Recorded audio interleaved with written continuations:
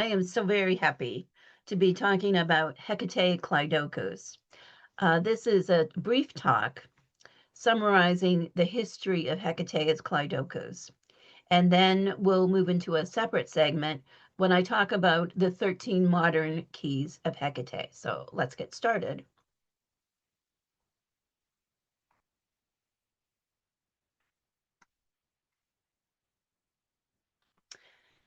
Now, here live in the class, we have just come out of a meditation. If you are joining us just for this talk, I'll encourage you just to take a moment to connect to Hekate and keys, the keys that you claim, both the practical everyday ones, house keys, work keys, car keys, and so on, and also the mystical ones of Hekate. Perhaps, like me, you wear a key or you have them on your altar.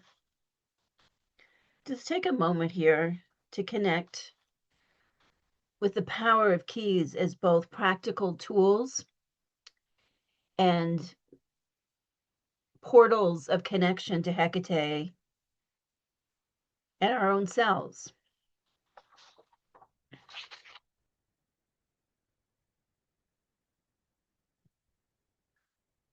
If you're looking at the slides with me, I just want to say that this is what keys looked like in the ancient Greco-Roman world. Not at all like the skeleton keys that we may associate with Hecate today. So let's begin by shifting our gaze towards this ancient key and allow that to become like that portal of connection to this history that we're going to be exploring. Ancient keys, unlike the modern ones that are typically quite small, and of course, in our day and age, we have digital keys, right? We have passwords and codes. So sometimes we don't even need a physical key anymore. And I don't know if you have one of these vehicles like I do, but I have a vehicle that all I have to do is have the key on me and the thing operates. It does, I don't need to actually do anything with the key. And although that is a very practical and modern technology, electronics and so on, there's an element of the symbolic in that simple uh, act of not actually having to put a key in the ignition anymore. At least to me, I remember when I got this vehicle, I was so enchanted. I think I've had it for about 4 years or so now. I was so enchanted by the magic of that. I understand the technology. And at the same time, to me, as someone who connects with Hecate so deeply as keeper of keys, I was just contemplating how these mystical keys that we're given are often like that. Like we don't always need to do something practical with them. And this, to the ancients, you have to understand that the ancients had the same relationship with keys as we do, that they were both practical tools, but also mystical operators, connecting to something greater. And Hecate's role as Kleidoukhos, it really reflects her multiplicity, that she is to the ancients and to us today, that she is here with us in the everyday world. And also, she operates in that mystical liminal realm of connecting us to what is so much greater, whether it is like with Circe and Medea, the power of witchcraft, or like in some of the text I'll be talking about in a few minutes about opening the mysteries. So we have these small keys, but think about a key that is substantial. I have I think there's 7 of them on the living room wall downstairs. And I wish you were here with me so we could just be in the living room kind of sitting under these keys. So these are big, big keys that we have a cathedral ceiling in the living room. So there are 7 big keys on the wall. And that think about these ancient keys like being substantial. They were not small. They were like this. So this funny looking object with the inscription on it, that would have been big. It meant it had heft to it. And this speaks to power. This is known as a Laconian key. Um, and it was often worn on the arm like a bracelet or hung from a belt.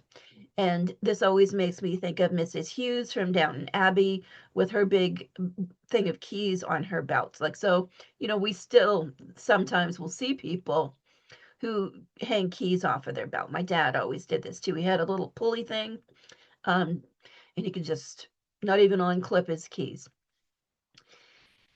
In the ancient world where most owned very little, key holders controlled resources and access.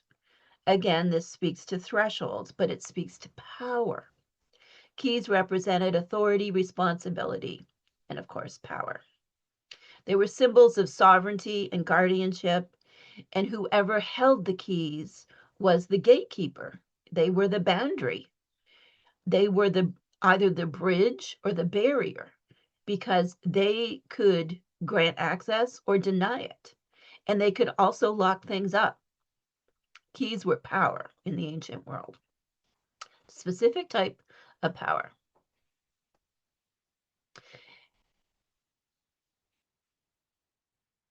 So here's another image of a key. This is from a great article. It's a scholarly article, but you can find it online.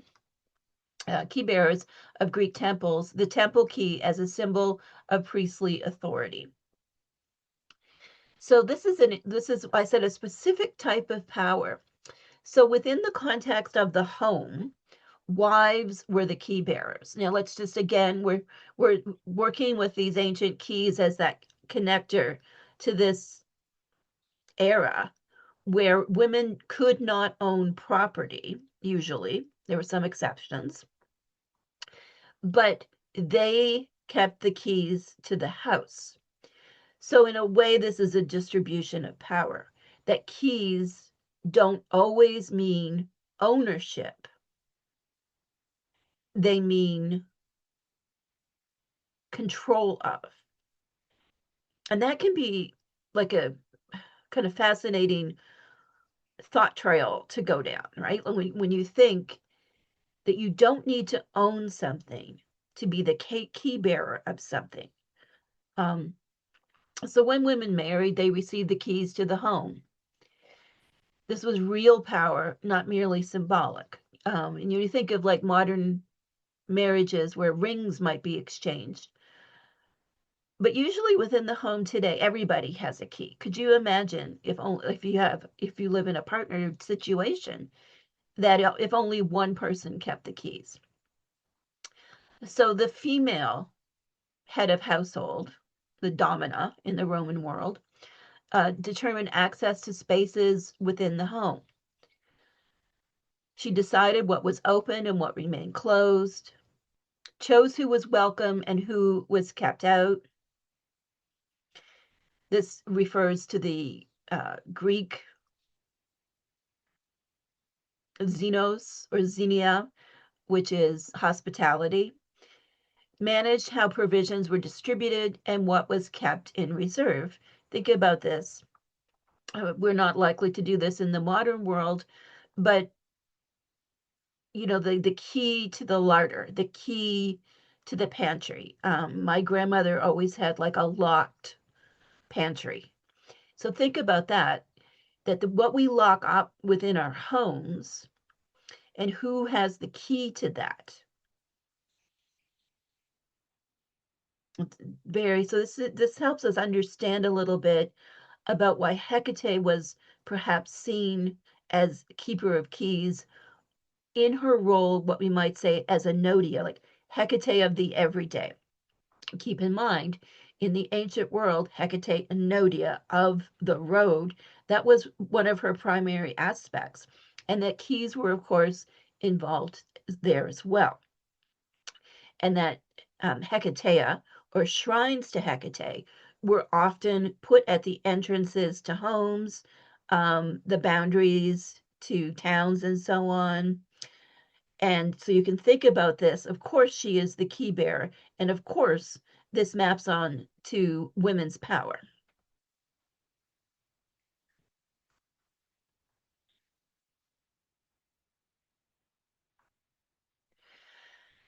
I wanted to take some time to talk about this really fascinating ancient ritual. The evidence of this key procession at Lagina in ancient Caria, located in western modern day Turkey, is found at this temple of Hekate. Archaeological excavations of the temple have been going on for many years now, and they have found many inscriptions, and there are other sources from the nearby town of Strakonikeia that talk about this key procession. This ritual was known as the Kleidophoria, the key bearing ceremony, and in this ritual, a young girl on the cusp of adolescence carried a great ceremonial key. She went from the town to the temple. The girl herself was a liminal figure because she was standing between childhood and womanhood, just as Hecate stands between worlds. And it's interesting, this temple at Lagina is the only surviving temple where Hecate was revered as the primary goddess. In Caria, Hecate was what we might call a great goddess figure. You know, she was a civic goddess. She was involved in like state administration and everyday life, and she was, um, the central goddess of that part of ancient Turkey. And of course, you may not know, but Hecate's origins actually come from ancient Turkey. And then the Greeks adapted her later on. So she is very ancient, and there is some evidence that hints that it goes back much, much deeper in time than this temple at Lagina, stretching all the way back thousands and thousands of years and so on. So this was an acknowledgement of transition and authority as a girl left her childhood behind and moved into adolescence. I don't believe there's any direct evidence that says that this was at menarche or menarche when girls start to menstruate, but it makes sense that it would be. And this is, of course, a foreshadowing that when the girl was of an appropriate age, she would marry and become the key bearer to her home. So you can see this repetition again. So this is a civic procession. Hecate is this civic goddess for this area, but there's also these layers of mystery built into this as well. The Orphic Hymn to Hecate, which is so beautiful. If you're not familiar with it, you can go and look it up online. I almost want to say, if you're watching a recording of this, pause, go get the Orphic Hymn. I'm not doing an analysis of the Orphic Hymn today. I'm just thoroughly encouraging you to get comfortable with the Orphic Hymn. You can recite it daily, print it and have it somewhere. It is the most compelling hymn to Hecate. It's so gorgeous. The Orphic Hymn to Hecate opens the entire collection of 87 hymns to various deities. This is important. And in some older translations, it's interesting to get into the history of the translations of the Orphic hymns. The Orphic hymns' origin is actually shrouded in mystery.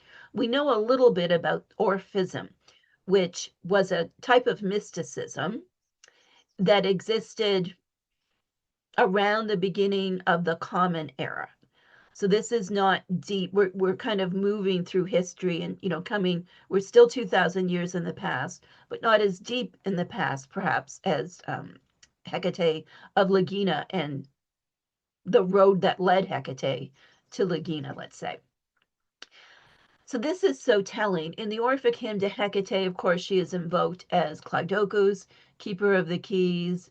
She's the night wanderer. All three realms that she governs are there, and it is just the most evocative hymn. Within the hymn itself, she is called Kleidoukhos, keeper of keys, and yet I would say more importantly is that she is the key to all the other deities in the Orphic mysticism. She comes first. She is the one. Propylaea is an epithet that means the threshold or the gatekeeper. So she is Propylaea. And after the first Orphic hymn of Hekate, there is a second one to Protherea, which is a slightly different way of saying Propylaea. So the first one is clearly dedicated to Hekate. The second one is clearly dedicated to thresholds. So we begin with the key, and then there is the threshold. And in the mystical system of the Orphics, the work of our mortal experience was to transcend.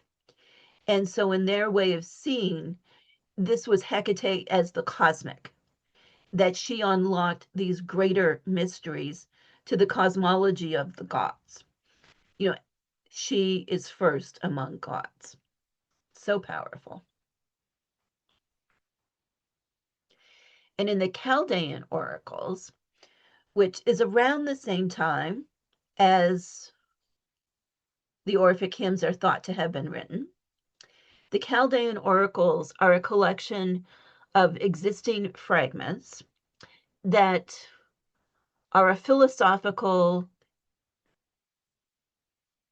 mystical text.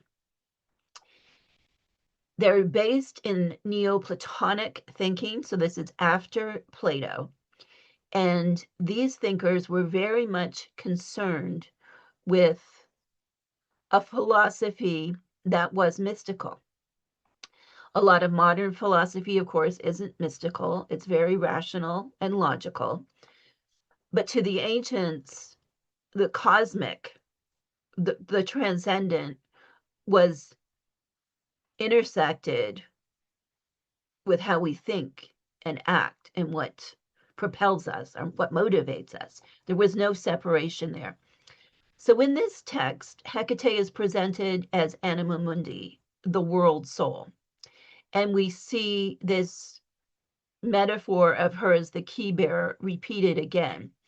And in this system, somewhat similar to the Orphics, but also more explicit because this is, if we think the Orphics are about experiencing the divine, but the Chaldean oracles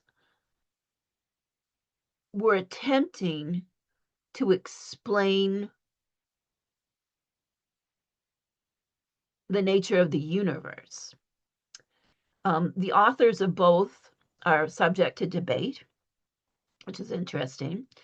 Um, you know, we know the Chaldean oracles is a channel text of something greater, that it's not just a philosopher writing down thoughts, that there's something mystical embedded in it. So Hecate is the world soul, the cosmic key bearer, the fiery flower. These metaphors are used to symbolize Hecate as this cosmic force. So in the Orphic hymns, Hecate is seen as an embodied goddess, that she wanders the night, she climbs the mountains, she does all these things. But the Chaldean focus is on something that goes beyond that, that expands that, to see Hecate as this emanating force, a fiery force that births the world, the ether, and so on. So this is Hecate as, I would almost say, like a current beyond being possible to put her into some kind of triple form, but yet she is triple form. But understanding that any kind of statues or depictions of Hecate are our attempt to grapple with Hecate as this cosmic force. So the metaphor of the keys here becomes the keys of ascension, the keys for us to evolve out of our mortality, to go beyond ourselves. And this also connects to one of my favorite ancient authors, Proclus, who reflected on his understanding of Hecate as keeper of the keys and seeing her as this cosmic force as well. So there's other sources that reinforce the Chaldean perspective. Um, and I would say the Orphic perspective and the Chaldean perspective, they're different in the fact that they are, one is very theurgical, very ritual, like we work with the Orphic hymns in ritual and meditation. The Chaldean oracles is more focused on understanding the nature of the universe. But they're different, but yet together they kind of form this complete picture of Hecate, of the cosmic mysteries. So that's been the briefest kind of walk through some of the history about Hecate and keys. So here we are today living in the modern world. And you might remember I began this talk referencing all the keys that we keep and sometimes have to get rid of. Like if we leave a job or if we sell our car, we relinquish the keys. So, keys are both something that we're given and we keep and we tend to, and then there's often a time that we need to give them up in a practical sense. How do we incorporate, the key as a mystical connector to Hecate, and also potentially as a tool that we might use in spell work for someone? Or we could use a key as part of our offering to Hecate. I wear a key, always have keys on the altar and so on. And to me, they are always that reminder that Hecate is the key bearer, whether it is in my everyday life or to the greater mysteries, that I am connected to her. I am connected to her with this key and all the keys I have around here. There's so much there. And also, I would encourage you to see whatever keys you keep for yourself as symbolic, that they layer onto the past, that it represents a type of lineage that goes back to the rituals at Lagina, goes back to those ancient philosophers. And then it is a form of spiritual ancestry that we are aligning with.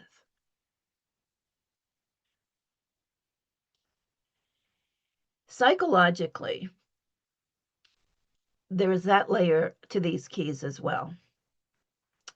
Whether it is seeing keys as tools for envisioning the things of the past that we are either unlocking or locking up, or you can see the keys and ourselves as standing at our boundaries, our own thresholds. We are our own propylaea, to use that epithet of Hecate. Who do we let in? Who do we not let in? Who do we give keys to? And who do we withhold keys from?